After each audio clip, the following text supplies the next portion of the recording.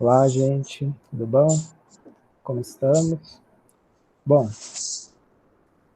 hoje então, vamos finalmente acabar a botânica e para isso eu trouxe um convidado. Mas então, deixa eu explicar, né? Você já deve ter visto aí que não tem um vídeo só, são mais.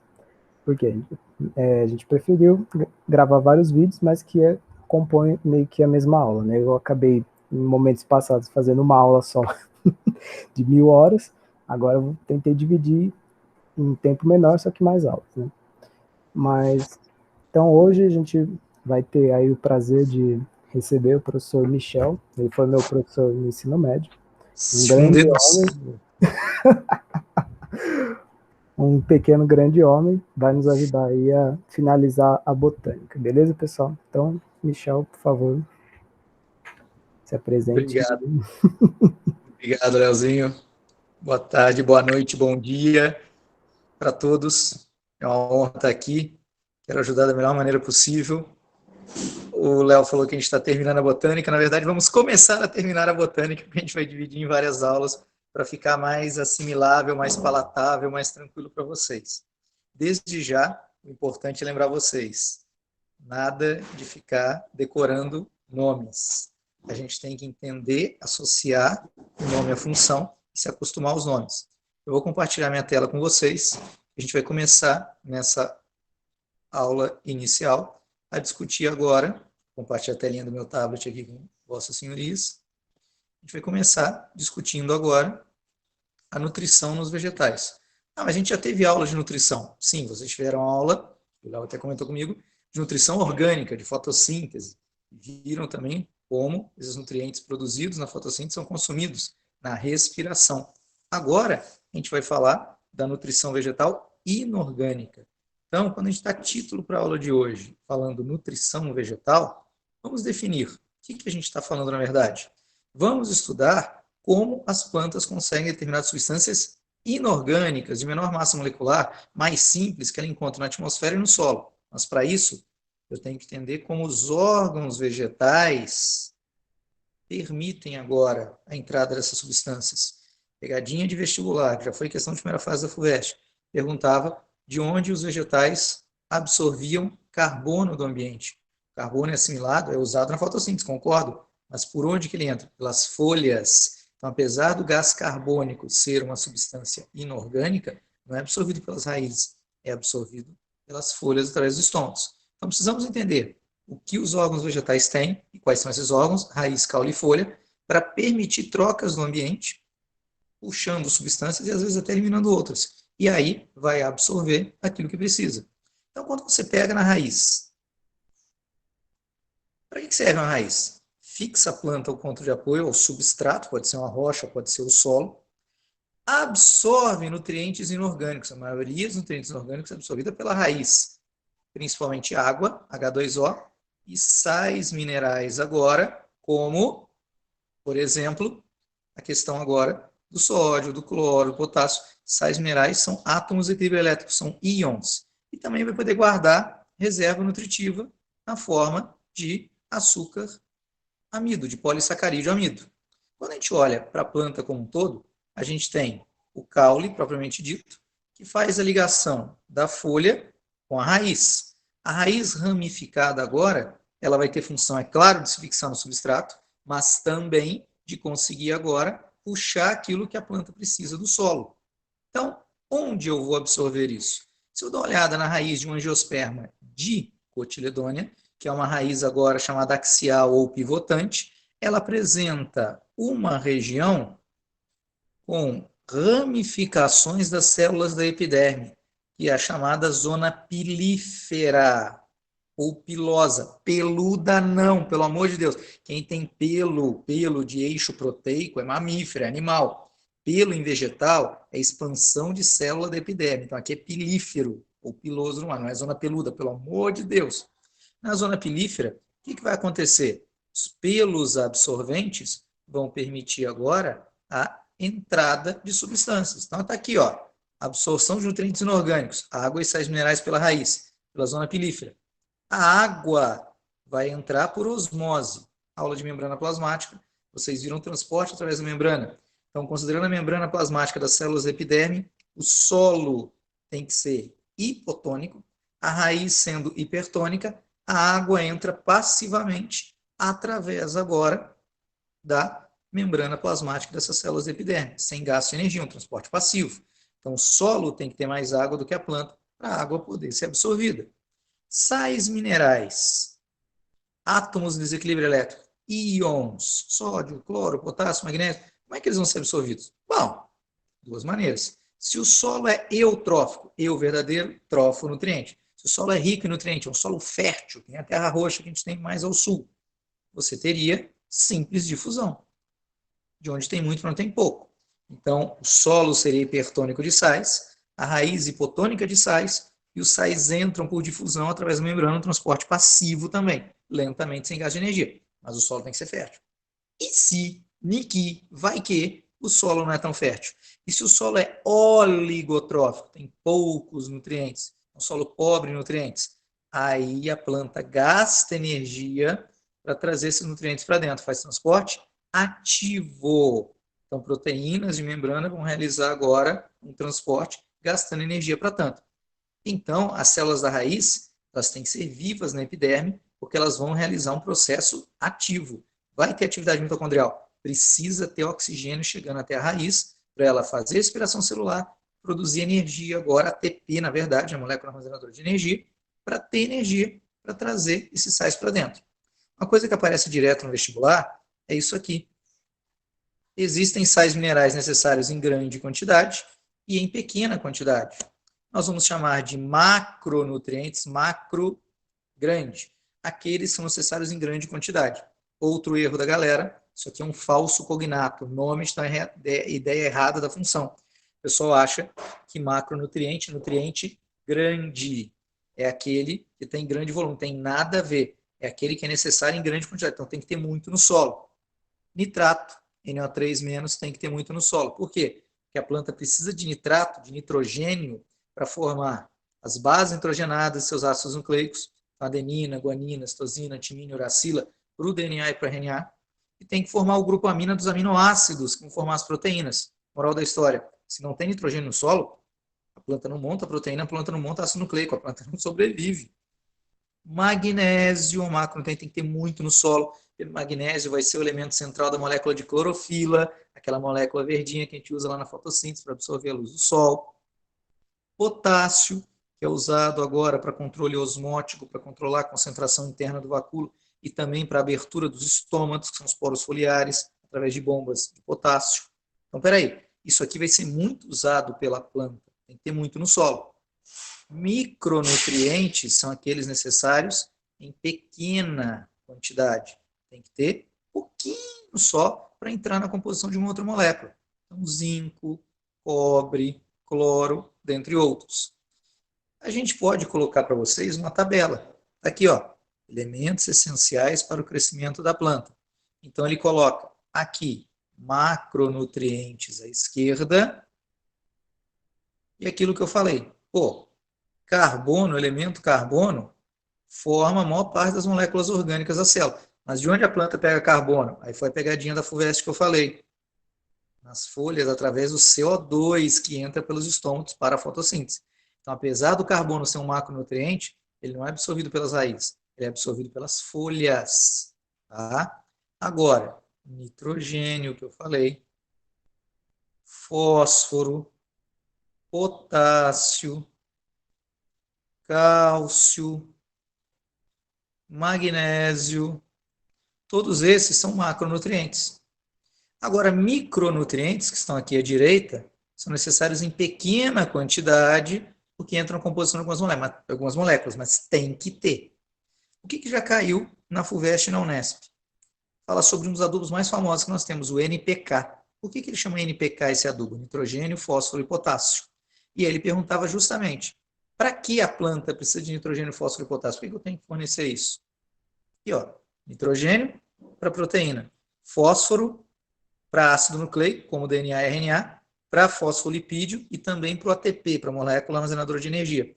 E potássio para controle osmótico e abertura dos estômatos. Ah, Michel. Então, esse tipo de questão aparece no vestibular hoje, aparece no Enem pra caramba. Você tem, e teve até uma questão de NPK, prova de química do Enem recentemente. Vocês precisam saber aplicar o conhecimento, não apenas decorar. Não vai cair no vestibular o que é um macronutriente, mas ele vai questionar agora, determinado solo tem esse componente inorgânico. Ele seria um solo fértil? Aí você tem que lembrar, peraí, esses aqui são macronutrientes. Ah, então ele é fértil, porque o solo tem bastante disso. Tá legal? Ora, com isso em mente, a gente pode passar para o caule, que é Ô, outro Michel, vegetal. Oi, Leozinho. posso só dar um pitacozinho Deve, rapidão? Não, deve, precisa só, mandar, rapaz. só comentar um pouco, pessoal, que vocês estão reparando que, tipo assim, a gente não tá falando nada muito novo, né? Se vocês repararem, tipo, que nem eu já vim falando para vocês qual que é a função da raiz, do caule e da folha, né? Agora, nesse finzinho, a gente só tá dando, tipo, estão colocando reboco na parede, vamos dizer assim. Então a gente tá acertando os detalhes, né? Então, que nem já falei para vocês que a raiz absorve água e sais minerais, beleza? Isso aí já estava manjado. Aí agora vocês estão entendendo qual que é o mecanismo, né? Tipo, beleza, osmose e tal, quais são esses nutrientes, quais são macro, quais são micro. Então, assim, essas aulas de fisiologia, né, que a gente está disponibilizando agora essa semana, vão ser para fechar esse assunto e aí dar mais detalhes de algumas funções da planta, beleza?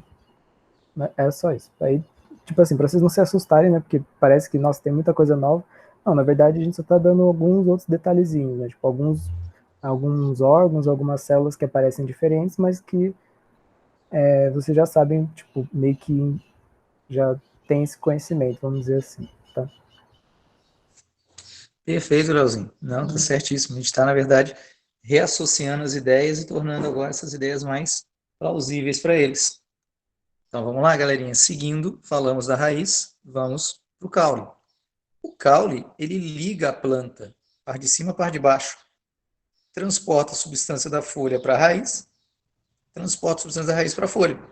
Então, os sais minerais e a água que a raiz absorveu, como é que vai chegar até a folha agora, por exemplo, para participar da fotossíntese? O caule vai transportar até lá. O que a folha produz, o açúcar, eu levo para a raiz para armazenar na forma de amido, como a gente já comentou. E é claro, vai ter que sustentar a planta. Agora, a gente não vai entrar em super detalhes das funções, na questão do caule, mas uma coisa é essencial, que vocês entendam que também existem trocas com o meio. Lembra que a gente falou que o CO2 vai entrar pelas folhas? Sim, em todas as plantas. Mas algumas plantas também têm trocas gasosas no caule. Então, existe uma especialização, não vai estar presente em todo o caule, tá? Mas pode acontecer quando a periderme, que não é a casca, na verdade, a camada periférica do caule agora, formada por vários tecidos, se rompe.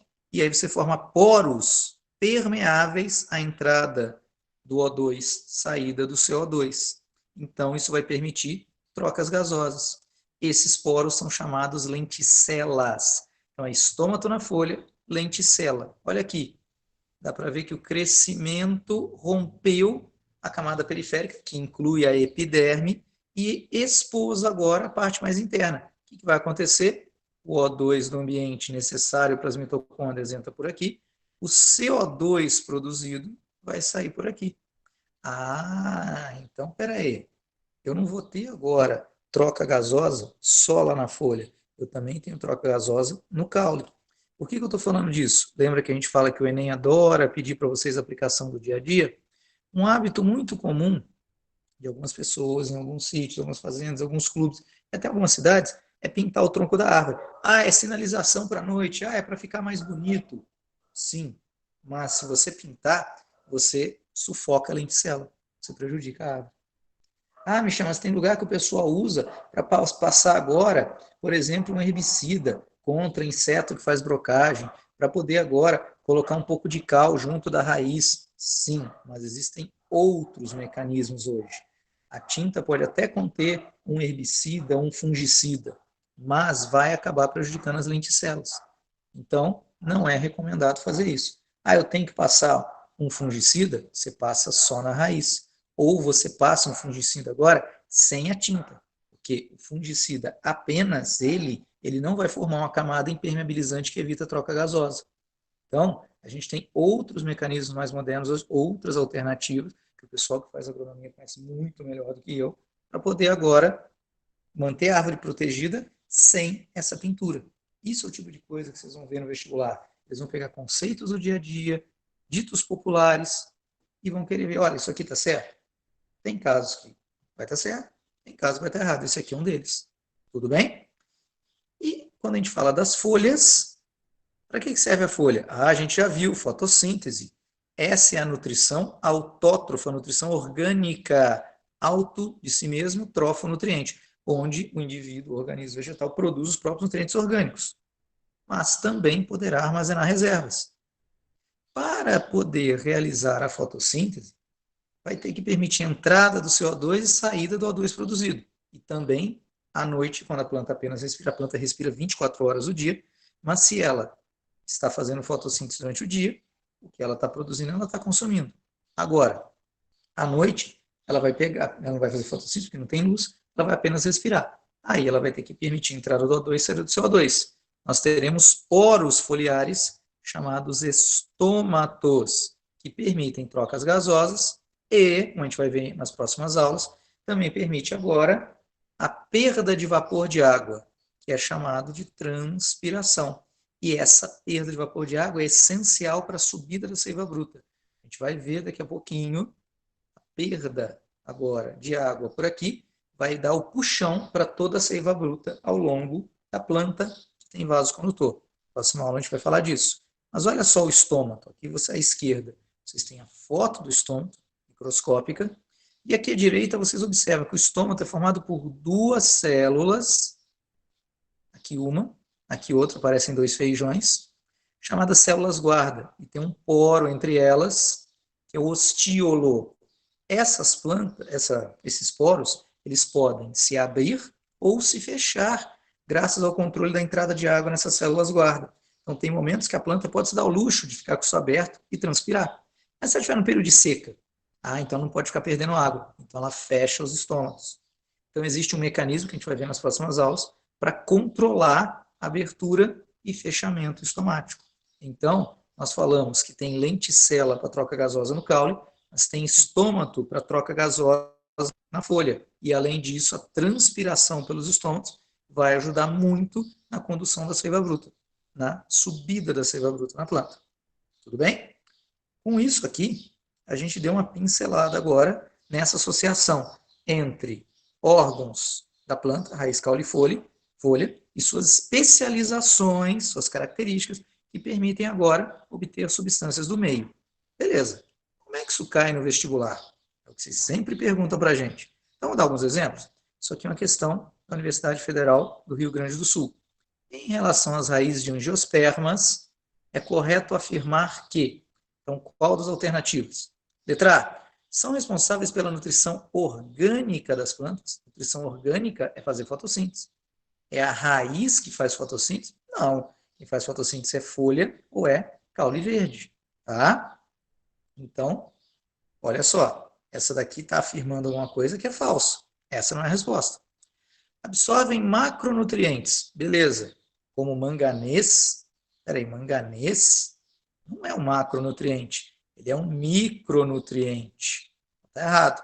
Macronutrientes são os mais famosos. Carbono, agora pelas folhas, como eu falei. É fosfato, fósforo, nitrogênio, nitrato, potássio, magnésio. Tá?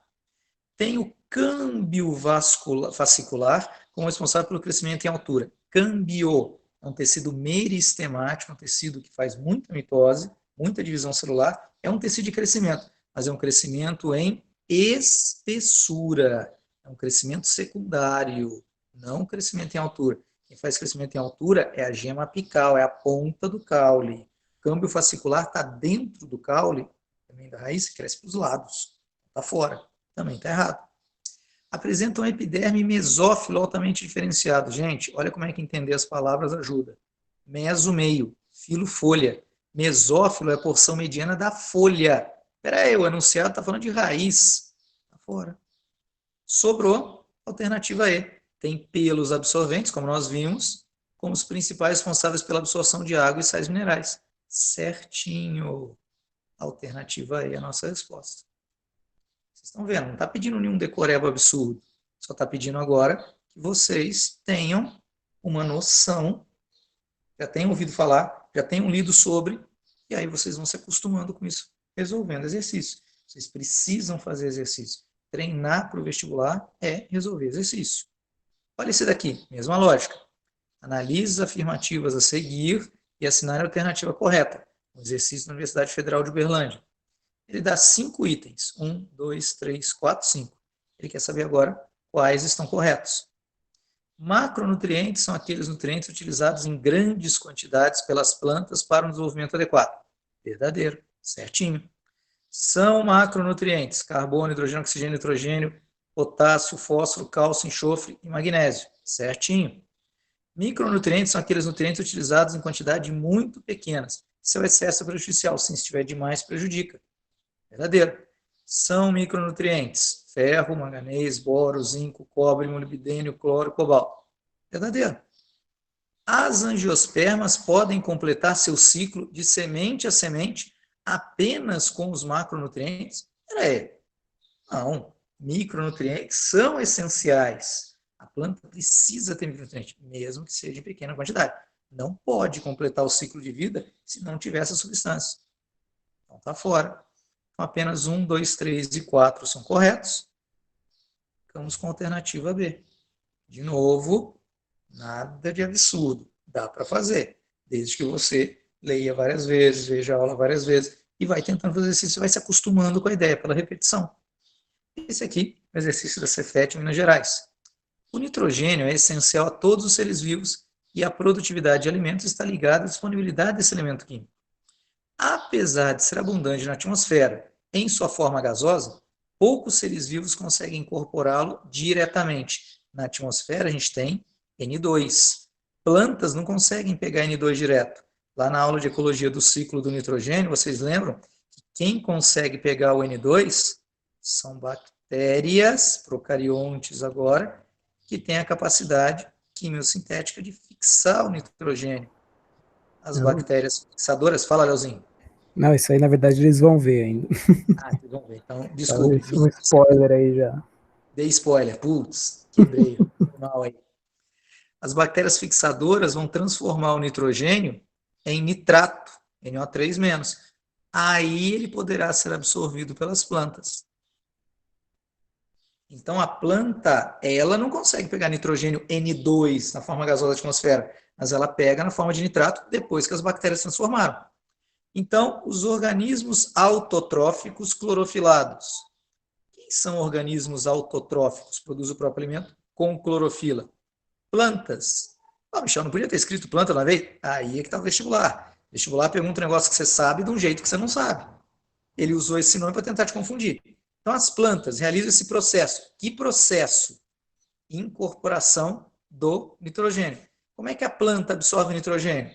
Absorve na forma de nitrato, como macronutriente, pelas raízes. Pela fotossíntese, não. Captura das folhas, não. Digestão, não. A absorção de sais pelas raízes. Alternativa C. Ou seja, mesmo que você não tivesse visto isso daqui em ecologia, se você lembrasse, não, o nitrogênio, o professor falou para a gente que entrava pela raiz na forma de nitrato. Você já respondia aqui, ó. A planta absorve nitrato por onde? Pelas raízes. Legal? Galerinha, basicamente, é isso que eu queria falar com vocês hoje. Leozítio, tá me ouvindo?